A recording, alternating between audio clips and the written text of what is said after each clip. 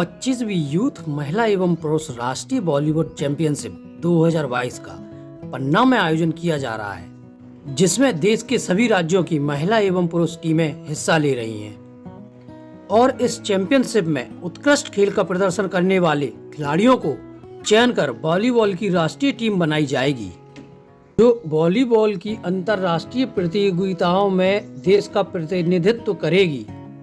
25वीं youth राष्ट्रीय volleyball championship 2022 को पन्ना में आयोजित करवाने में अहम भूमिका निभाने वाले मध्य प्रदेश भाजपा प्रदेश खेल प्रकोष्ठ के संयोजक श्री श्रवण मिश्रा जी आज हमारे साथ हैं और उनसे हम जानेंगे इस चैंपियनशिप के बारे में और साथ ही साथ जानेंगे कि मध्य प्रदेश में खेल और खिलाड़ियों को लेकर सरकार का आगे का रोड मैप क्या है। नमस्कार, आज हमारे साथ हैं मध्य प्रदेश के भाजपा खेल प्रकोष्ठ के संयोजक श्री श्रवण मिश्रा जी। उनसे जानेंगे जो ये पन्ना में राष्ट्रीय 25वां राष्ट्रीय वॉलीबॉल खेल प्रतियोगिता हो रही है, इसका आयोजन पन्ना में जो कराया जा रहा है उसको लेके क्या विचार हैं, जानते हैं भाई। स्वागत है भाई साहब आपका हमारे चैनल द बुंदेलखंड टाइम्स पर। नमस्कार संपादक जी, ये जो आज पन्ना जिले में अपने राष्ट्रीय वॉलीबॉल चैंपियनशिप जो देखने जा रहे हैं, ये हमारे प्रदेश के यशस्वी प्रदेश अध्यक्ष आदरणीय विष्णुदत्त शर्मा जी, जो संसदीय लोकसभा क्षेत्र खजुराहो के सांसद भी हैं।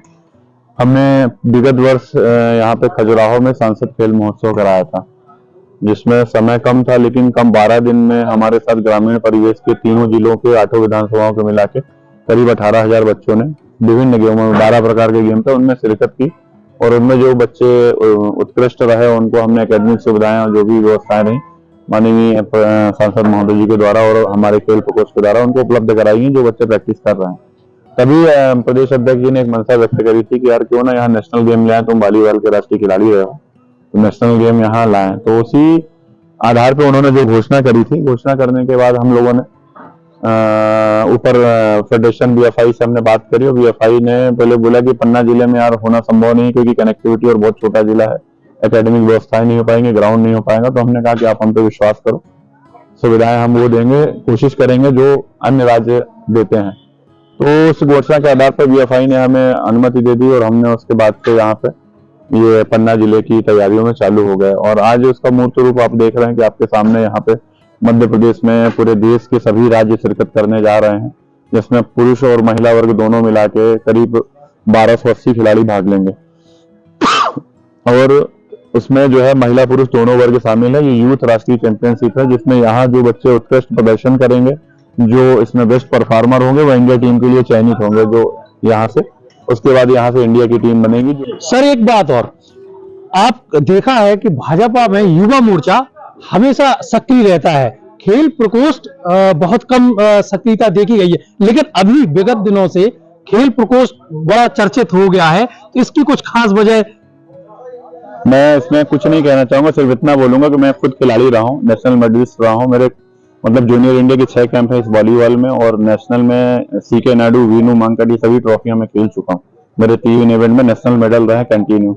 तो हमारे मन में हमेशा शुरू से था खेल को लेके, जहां हमने कुछ कमियां महसूस की 2003 के पहले नेशनल प्लेयर को इतनी सुविधाएं नहीं मिलती थी, क्योंकि हमने टेनिस शूज एक लोअर में जिसमें ब्लू कलर से लिख दिया जाता था और नेशनल खेला जाता था। तो मध्य प्रदेश हमेशा इसमें कहीं ना कहीं एक हीन भावना महसूस आती थी कि हमारे खिलाड़ियों को नहीं चीजें मिल पाती। तो मेरे मन में यह था कि भगवान जब भी इसकी व्यवस्था या ताकत देगा ना, तो हम इसकी कोशिश करेंगे कि ये कमियां जो हमने महसूस की, आने वाला खिलाड़ी, हमारा भाई, हमारी साथी, हमारी बहन इसको ना महसूस करे। इसी तारतम्य में हमने फरवरी माह में भाजपा खेल कैलेंडर, खेल प्रकोष्ठ का एक प्रादेशिक खेल कैलेंडर बनाया, जिसमें सभी गेमों को लिया, ग्रामीण परिवेश के खिलाड़ियों को लिया। तो हमारा उद्देश्य सिर्फ यह था कि खेल और खिलाड़ी प्रमोट हो, उनको प्लेटफॉर्म मिले, उनको सुविधाएं मिले। जिस खेल कैलेंडर का विमोचन हमारे प्रदेश के यशस्वी मुख्यमंत्री जी, प्रदेश के प्रभारी आदरणीय मुरलीधर जी, संगठन महामंत्री हितानंद शर्मा जी, हमारे प्रदेश के यशस्वी मुख्य प्रदेश अध्यक्ष जी, जो खजुराहो संसदीय क्षेत्र के वर्तमान में सांसद है आदरणीय विष्णुदत्त शर्मा जी, ने खुद हमारे प्रदेश की पूरी बॉडी प्रदेश पदाधिकारियों के सामने में फरवरी माह में भाजपा कार्यालय भोपाल में खेल कैलेंडर का विमोचन हुआ था।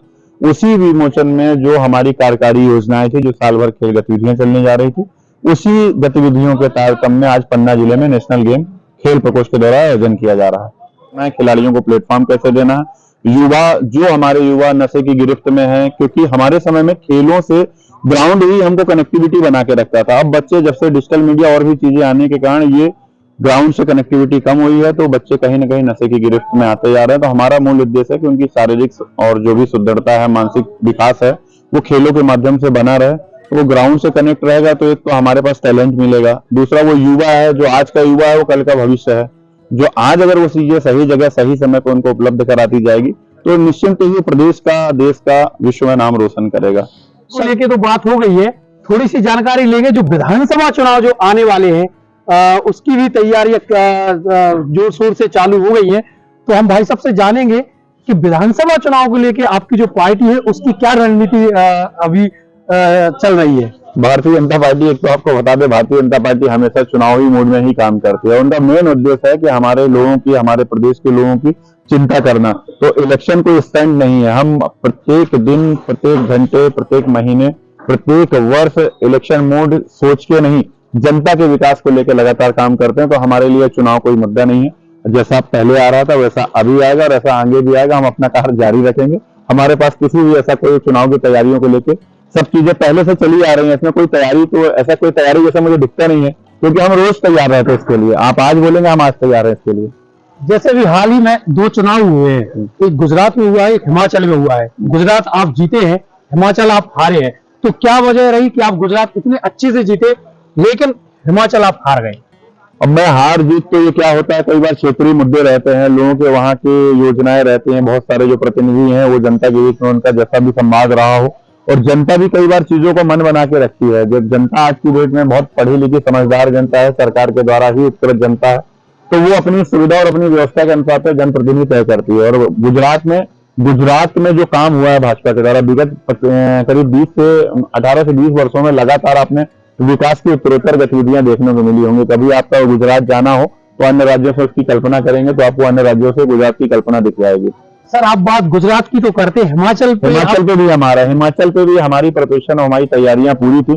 कहीं न कहीं कुछ खामियां रह गई हैं, क्योंकि मैं उस चुनाव में कहीं इन्वॉल्व नहीं था, न उस चुनाव में मेरा किसी प्रकार का जाना हो पाया है, तो मैं पूर्ण रूप से उसके बारे में वहां के ज्योग्राफिकल समीकरण के आधार पर तो नहीं बता पाऊंगा। पर हमारी तैयारियां पूरी थी और संगठन ने जो भी भूमिका जिसकी तय की थी सभी ने अपना पूरा काम किया था, और संगठन इसकी प्रिपरेशन कर रहा है कि ये खामियां कहाँ रह गई हैं, कमियां कहाँ रह गई हैं, जो आने वाले समय में उसको पूर्ण करेंगे। एक लास्ट सवाल आपसे, मध्य प्रदेश चुनाव में कांग्रेस और भाजपा आपको क्या लगता है? अभी तो जनता तय करेगी, आपको पता ही है क्या लगेगा, ये तो आप बताएंगे, आप ज्यादा बेहतर समझते हैं क्योंकि आप जरूर जनता के बीच में रहते हैं। तो अब रही बात विकास की, तो आप 2003 के पहले का विकास और 2003 से लेकर 2022 तक का विकास का कंपेयर कर ले, इसका जवाब आपके सामने है। हमें समय देने के लिए बहुत बहुत धन्यवाद। जी नमस्कार। आप थे हमारे साथ मध्य प्रदेश के भाजपा खेल प्रकोष्ठ के संयोजक श्री श्रवण मिश्रा जी। देखते रहिए द बुंदेलखंड टाइम्स।